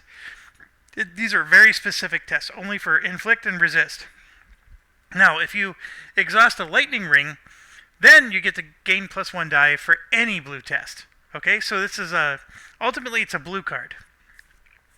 Now what we tended to do was, you could go one of 2 ways here. You can give this to a character that really stinks at blue tests, right? And that'll make him better. Or we can give it to Hightower, who's already good at blue tests, and now he's going to just get even better. And the reason why you may want to give this to Hightower is because the part right here, for a lightning ring, he gets to add +1 die. And if blue is the die he's going to attack with, like his attack spells use blue, now you get to add +1 to your attack spells, so you're stronger.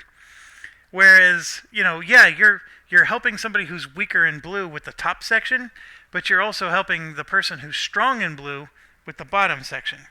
So I'm going to give this to Hightower unless something else comes up. And it's a relic, so you can have as many of those as you want. It's a trinket. So now we have a Dazzling Sash, which is the exact same thing, except it's purple. That's going to go to Willow. Same reasons. And next up, Heavy Shield. It's an offhand. During your inflict, you gain +1. Remember, this is the enemy attacking you. And then you can exhaust a diamond to gain an armor token.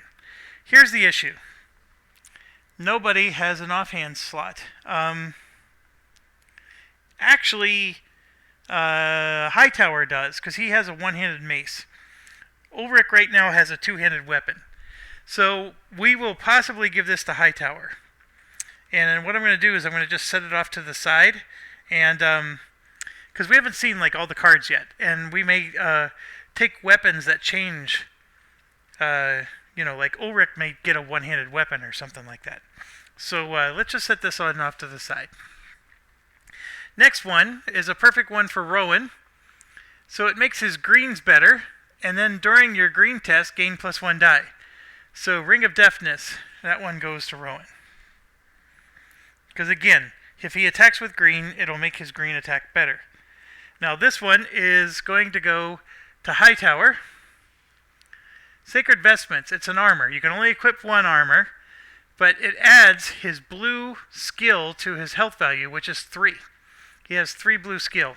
So he's going to take that, and he gets to gain an armor token if he spends a lightning ring. Now this is where Melody's tokens are really going to start coming in handy. Because you're noticing that every one of these items has, spend a lightning ring, spend a lightning ring. There's never going to be enough lightning rings in this game, unless you have Melody tokens. So, okay, next one. Now this is an interesting one. I don't know who to give this to. Ring of Intellect. It's a trinket. So you can, have more than one trinket. But basically, during your magic test, you get +1. So I don't know who does magic tests the most. But that's who we would give it to.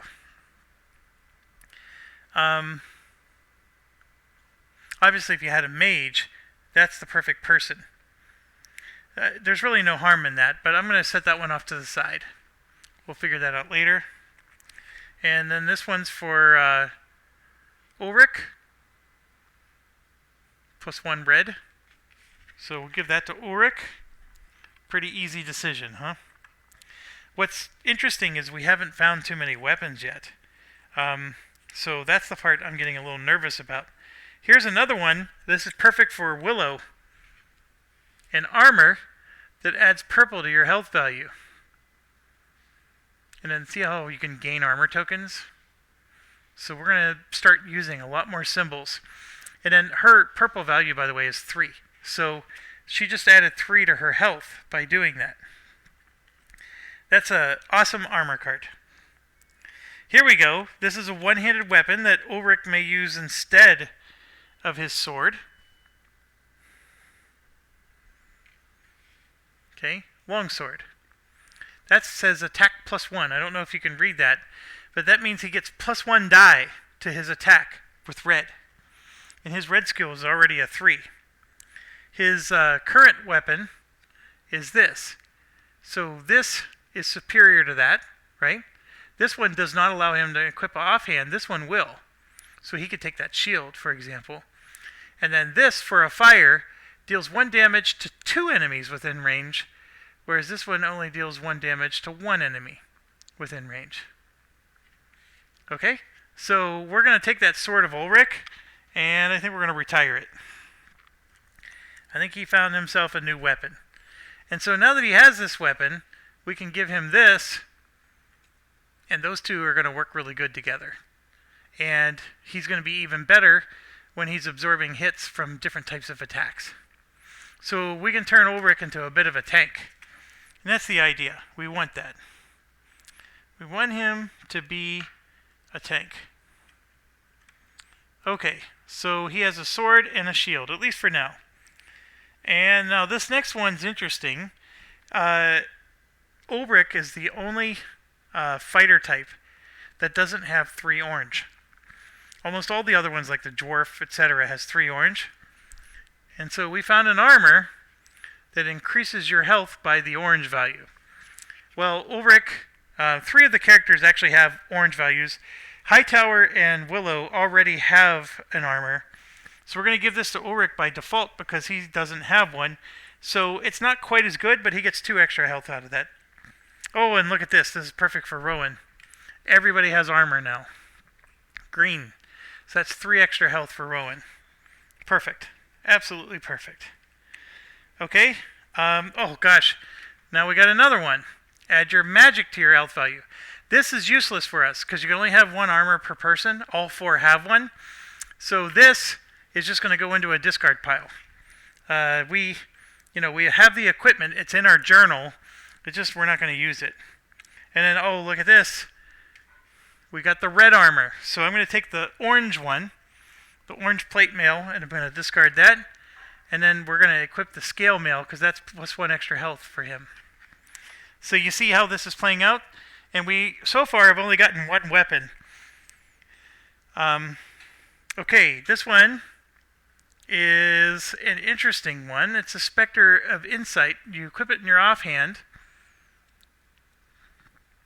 So if you're being attacked by blue or magic, you gain plus 1 die. Now, this one you would think, okay, well, let's give that to Hightower, because it's an offhand weapon, blah, blah, blah. But to be quite honest, the only reason we gave the other one to Hightower is because we wanted the extra blue die for attacking.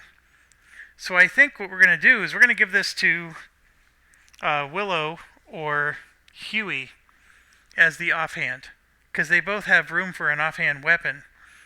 And that'll just give them extra magic resistance or blue resistance, and also they can gain a focus. So I think what I'm going to do is I'm going to give this to Rowan, because I found that Willow tends to stay in the back and doesn't get hurt as much. Now this next one's an interesting one that would have been great for a different character, but not so great for us. It's a flail. It uses the orange plus 1. So orange skill plus 1. It only has 1 range, so be very careful. Now, what's interesting though is Hightower has a mace that uses his red attack. His red attack is only 2. His orange skill is also only 2, but this is orange plus 1. So this is actually better than his mace, and it's got the same range as his mace, and it also deals 1 damage, just like the mace. We're actually going to use that on Hightower instead of his current steel mace. So he'll take the flail, and then we're going to go ahead and retire his steel mace. And then the last one here, it's an offhand. We're going to give this to Rowan, actually. During your inflict, gain plus 1. It's a rapier, so we can give that to Rowan or to Willow, and it's just a matter of which one's going to get the Spectre, which one's going to get the rapier. I don't know which one's better. We'll give this one to Willow. So everybody has an offhand now. So, like, what didn't we get? It's okay to look at the deck. So, like, for example, there's a Plague Staff, which is a 2-handed weapon. Not very exciting. This one would have been really good for Rowan. That's a plus 1 green weapon. That would have been way better than his current knife. His knife stinks. This is the droid we were looking for, right there. I really would have liked to have had that one. This one is all about the orange. This is an interesting one. Every time you suffer damage, you can discard a focus to reduce it. So it's an armor, though.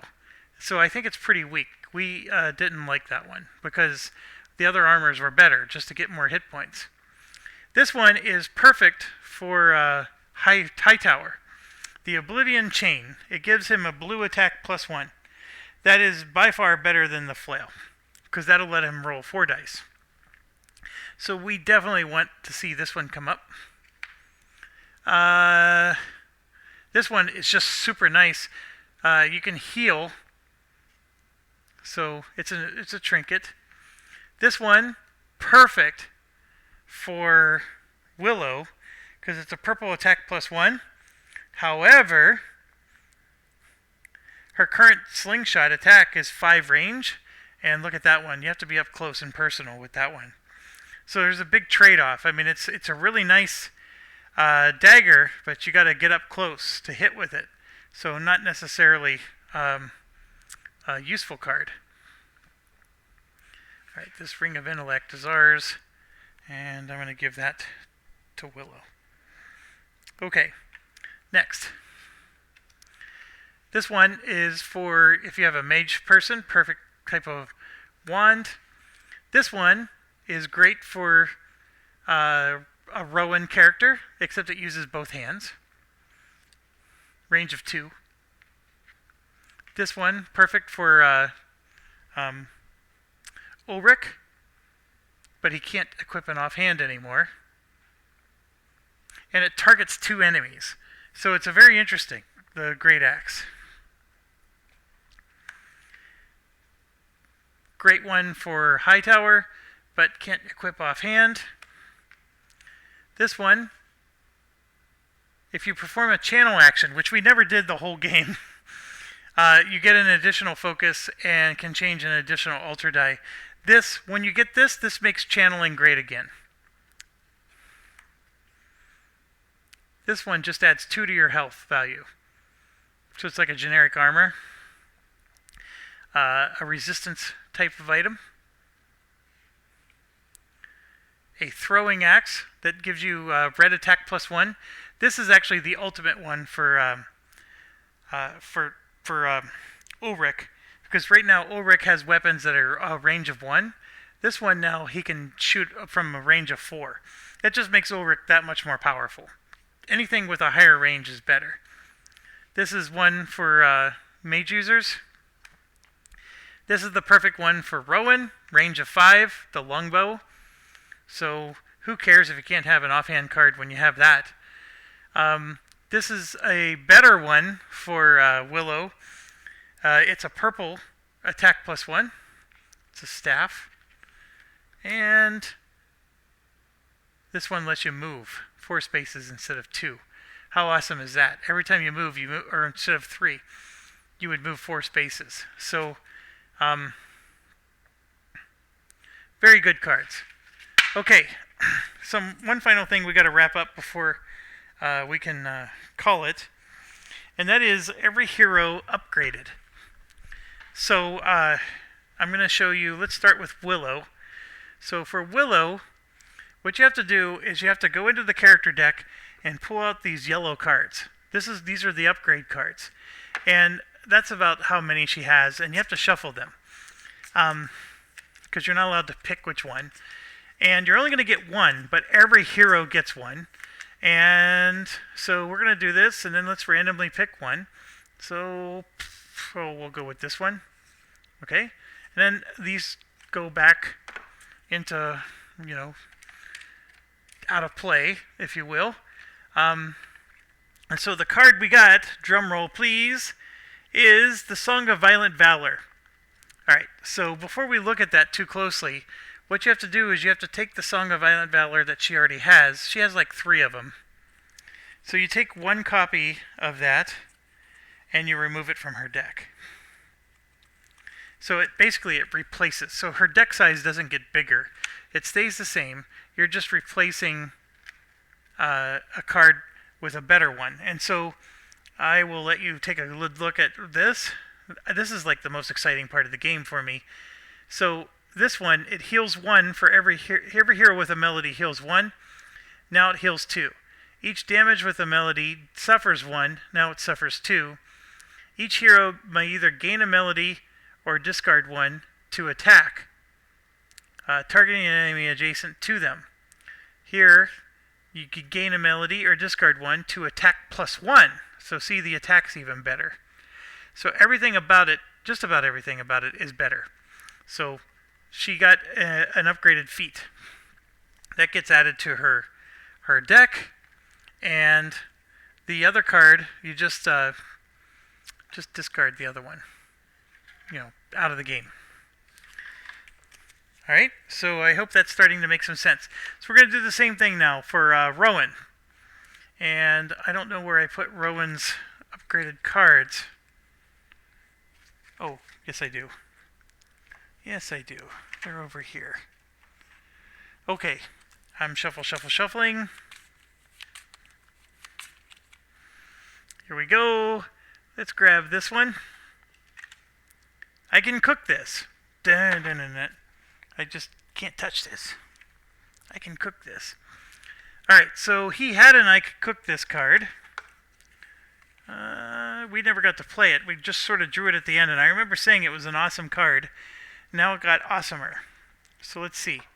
He has to test 3, just like before. If passed, he gains 2 supply instead of 1. Then each hero in range may discard a supply to heal 2 damage. Draw 1 search card or gain a supply. This is draw 1 search card and gain a supply.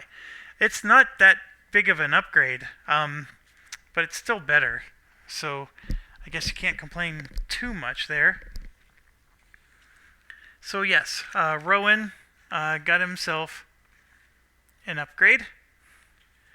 Next, let's do Mr. Ulrich von Liechtenstein. So where's his cards? I'm trying to find them. I think they're right here. Yep, they are. Shuffle. You can play a whole game without drawing this upgraded card. We've done it. Okay, so let's take the top one. It's the Valiant Stand, upgraded version of that. I'm not sure that's his best one. But let's grab an older one. I know I played one. I think we did okay with it, because I think it lets you move or something. But, well, look, we're going to find out. Each hero may discard an inspiration to change 1 altar die to a result of their choice, then may discard an inspiration to attack. This one's attack +1, and instead of dealing 1 damage, it deals 2.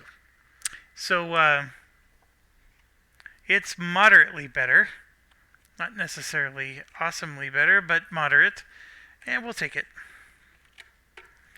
Okay, and then we have Cedrin Highmore, or Hightower. And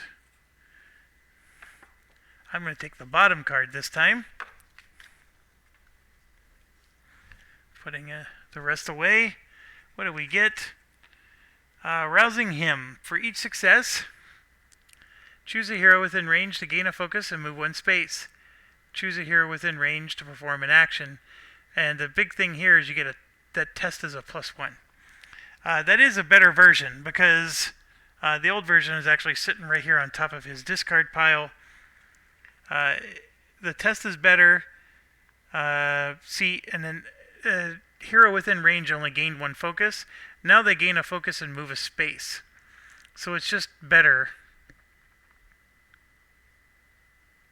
And then the bottom part looks like it's the same. Alright, so not much of an upgrade there, but I guess, beggars can't be choosers.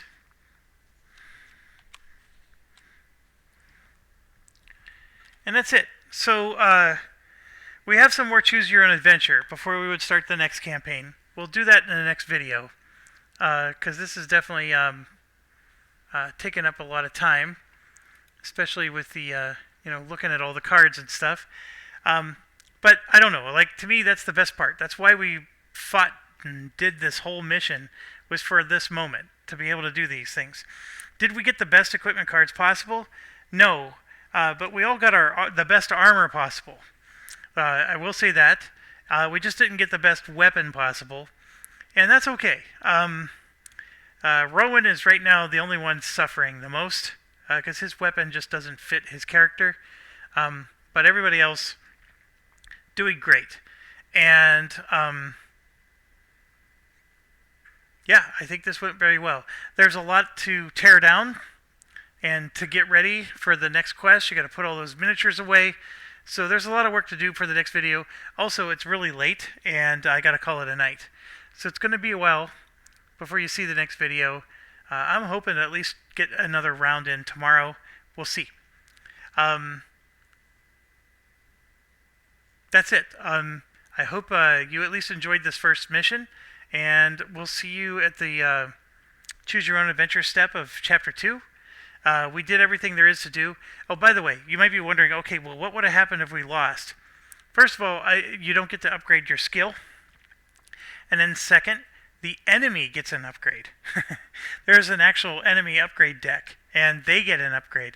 So that would have been really bad. The enemy does not upgrade because we won. So that keeps this story a little bit easier. All right, well, thank you so much. As always, stay awesome and stay healthy and safe.